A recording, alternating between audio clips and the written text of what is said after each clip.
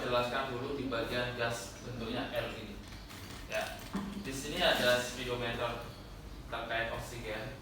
Ini pengaturan volume oksigen, dan di sini ada flow meter. Ya, di sini menandakan tidak ada oksigen masuk, dia ada di nol. Harusnya oksigen itu masuk di warna hijau kalau ingin aman diberikan ke pasien. Kemudian yang kedua ini pengaturan volume, fungsinya untuk memberikan atau mengatur volume berapa liter yang diberikan. Dan di sini adalah flow meter atau visualisasi dosis yang bisa dilihat untuk pemberiannya. Di sini ada kanan, ada kiri ya. Setiap tombol ada dua. Ya. Yang bagian kanan khusus bayi. Ya. Di sini 0,1 sampai 1 liter. Kemudian yang sebelah kiri 1 liter sampai 15 liter yang diberikan untuk pasien dewasa. Di sini sudah dijelaskan oleh reservoir bag. 1 kali pemberian tekanan selama dengan 1 liter yang diberikan. Sedangkan untuk yang anak kecil atau pediatrik atau neonatus yang bukan anak kecil khusus Bapak, di sini 0,5 liter per menit. Sehingga kalau pasiennya adalah neonatus atau pediatrik, silahkan kalian pakai yang kiri. Ya. Sedangkan untuk yang dewasa silahkan pakai yang kanan. Ya. Kemudian di sini ada N2O dilambangkan dengan warna labelnya biru. Ya. Ini juga untuk speedometrinya untuk melihat indikator N2O dari eksternal itu masuk apa enggak. Ya. Kemudian di sini ada pengaturan volumenya untuk N2O, dosis yang diberikan. Di sini juga sama, flow meter untuk visualisasi dari dosis yang diberikan. Ya. Jadi kalian bisa lihat yang kanan juga untuk dedek bayi ya. Kemudian yang kanan buat orang dewasa ya. Air berarti udara di sekitar kita yang diserap ya, bukan mineral water. Jadi kalian harus biar nggak bingung nanti ditanyain sama si ayah, karena biasanya si ayah ketika kalian masuk di PK1 kenalan sama mesinnya, kenalan sama lingkungannya ya. Kamu tahu nggak mesin ini apa? Ini fungsinya untuk apa? Pasti akan ditanya satu-satu oleh si ayahnya ya. Oke, ini sudah jelas. Sudah ya. Kita masuk ke bagian agent. Agent di sini safety-nya harus ada dua, ya, vaporizer. Alatnya namanya vaporizer ya. Untuk obatnya di sini namanya ada Sevo, ada ISO. Pak, kalau nggak ada dua-duanya gimana? Is oke, tidak ada masalah. Misalkan desfluran sama halotan juga nggak masalah. Biasanya itu sesuai dengan regulasi rumah sakit yang ada, ya. Tinggal mengikut aja. Yang tidak mengikuti adalah dosis pemberiannya, ya. Dosis pemberiannya adalah pakai persen. Kalian klik ini ya, yang kanan, kemudian kalian putar. 1,8 sampai 2,5 yang diberikan. Pak, kalau misalkan 1,9, 2,3 gak ada masalah ya. Itu akan mengikuti kondisi pasien yang ada. Kemudian ketika kalian memberikan satu volatil ini agent, maka yang satu nggak bisa digunakan. Nah, terkunci. Oke, hanya satu. ISO digunakan pada orang lansia karena dia recommended sekali untuk proses imobilitas pasca anestesi. Sedangkan Sevo digunakan pada remaja dan dewasa agar proses waktu pulih sadarnya lebih cepat, karena dia penguapannya di paru-paru lebih cepat daripada ISO. Dia agak menetap. Tapi di situ juga akan ada faktor pencetus memperhambat obesitas, rokok, ya. Ada rokok di sini? Nggak ada ya? Bersih semuanya ya. Oke. Kemudian untuk pemberian volatilnya silakan kalian bisa dibuka dulu. Ya. Setelah dibuka, kalian di sini ada obatnya. Ingat, sevofluran selalu dilabel warna kuning, ISO warna ungu. Kalau kalian tutupnya yang warna kuning kalian masukkan ke tutup ISO, itu nggak akan pernah match ya. Kayak hatinya Ali ke Fitri gitu ya, nggak akan pernah match. Seperti ini ya. Ya siapa tahu nanti di terakhir tiba-tiba kirim undangan ya. Biasanya kan itu ya, teman-teman bapak dulu, bapak juga, kamu nikah sama ini nanti pacaran, nggak mau aku sama dia, tahu-tahu nikahnya sama dia. Ya. Sayang banget lagi. Ya, seperti ini dia nggak akan match ya. Jadi harus sesuai dengan tutupnya. Seperti ini contohnya. Kemudian kalian putar, ya, baru kalian bisa pasang ini. Di sini ada pengunci yang 1, 2, 3. Tolong dimasukkan sesuai penguncinya. Kemudian kalian bisa tekan, baru obat masuk, ya. Jangan seperti di mana tempatnya ya. Obatnya nggak masuk, menguap, kalian tidur. Ya. Oke, itu sering terjadi ya. Karena volatil itu jenisnya bisa nguap ya. Oke, apalagi sudah dibuat jadi komposernya. Oke, indikator obatnya masuk di sini ada tabung. Tabung ini fungsinya untuk melihat obat sudah masuk di dalam vaporizer atau belum ya. Oke, kemudian di sini terkait gas ada O2 flash. Kalau kalian nggak mau nunggu ya, ini oksigen flash ya, kalian tinggal pencet, reservoir akan cepat naik ya. Oke, kemudian di sini juga ada oksigen murni tanpa adanya agent. Jadi ini yang tadi kita sebutkan bahwasanya setelah spinal dikasih oksigen. Jadi kalau misalkan ini nggak ada, gimana Pak? Nggak masalah, ada botol oksigen ya, atau tabung oksigen yang langsung diberikan ke pasien. Cuma kan IBS-nya nggak terlalu keren kalau ada kayak gitu ya. Kemudian gasnya apalagi ya?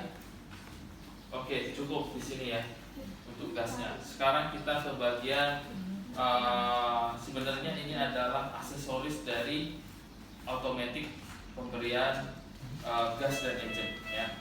Pertama ada circuit breathing ya, ini circuit breathing. Kemudian ada reservoir bag, fungsinya untuk memberikan tekanan oksigen kepada paru-paru pasien dengan kapasitas pemberian 1 kali tekanan 1 liter ya. Oke, di sini juga ada circuit breathing ya. Untuk desainnya sudah kayak trakea kita ya. Di sini bisa disebut juga konektor Y nih ya. Ini fungsinya masuk ke bagian ET atau LMA ya. Kalau mau kalibrasi biasanya kita taruh di sini dulu karena nggak ada pasien ya. Di sini ada tempat semacam penguncinya ya, tinggal kita taruh seperti ini. Kalau mau nanti ngecek adanya kebocoran pada mesin ya. Kemudian di sini ada bellow. Bellow ini membantu atau memberikan tekanan oksigen dan agent ke dalam paru-paru pasien melalui sirkuit breathing ya. Tapi yang harus kalian highlight adalah ya, kasih tanda bold. Di sini dia bisa asisten ketika volume tidaknya 300 baru boleh melakukan dari manual ke otomatis ya, seperti itu. Nah, mulai ya. Di sini kemudian di sini ada yang namanya PAU ya. PAU atau CMH2O. Di sini speedometrinya, di sini 0 ya. 0 artinya tidak ada oksigen dan agent yang sudah siap dialirkan ke pasien. Artinya nggak ada. Sedangkan di sini APL itu adalah kecepatan aliran oksigen dan agent yang diberikan. Misalkan contohnya seperti ini, kalian punya PDAM di rumah. Ketika kalian buka, pasti nggak akan selancar sederes itu. Itu udah sesuai dari pemerintah. Anda punya shower di rumah, pengen tekanan showernya tinggi, dikasihlah pendorong atau sanyo gitu ya. Inilah alat itu. Ini kecepatannya silahkan diatur. Kalau kalian mau TIFA, silahkan kasih ke angka 15. Itu sudah SOP. Ya. Kalau kalian mau GA-LMA atau GA-DE silahkan ditaruh 30 sampai 35. Sini. Itu sudah paten. Bukan Bapak yang ngomong tapi pihak manajemen rumah sakit ataupun yang lain, ya. Nanti ini akan tersambung dengan si monitor. Nanti Bapak jelaskan. Di sini juga ada soda lemon, ya, soda lime ya, bukan soda lemon ya. Semakin warnanya cerah, semakin bagus, semakin memudar, semakin filtrasi CO2-nya tidak bagus, tidak layak dipakai, silahkan diganti, ya. Sudah semua, kita ke bagian monitor. Monitor setelah seperti ini, ya. Kalian tadi boleh langsung ketika OSCE jelaskan ini sama ini ya, secepat mungkin yang kalian bisa, karena 7 menit, ya.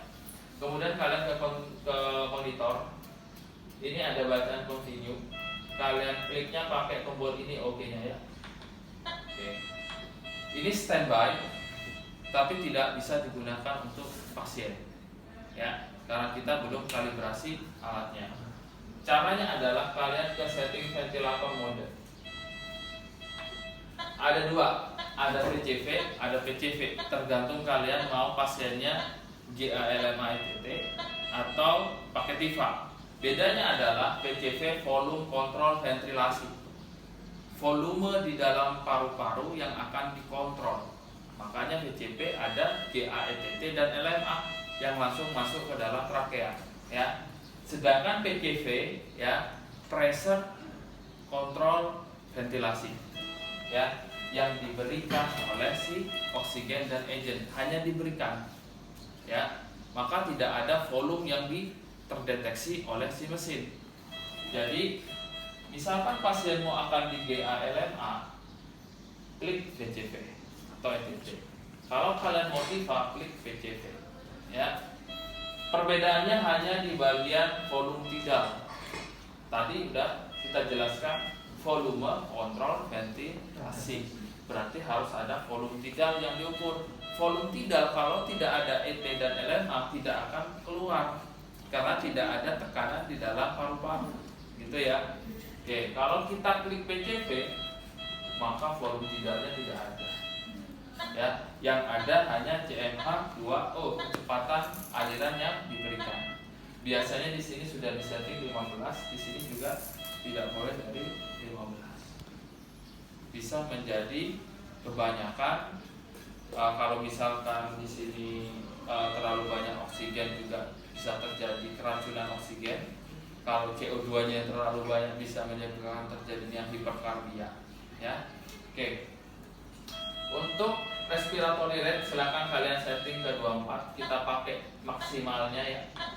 I dan E internal versus eksternal. Eksternal 2.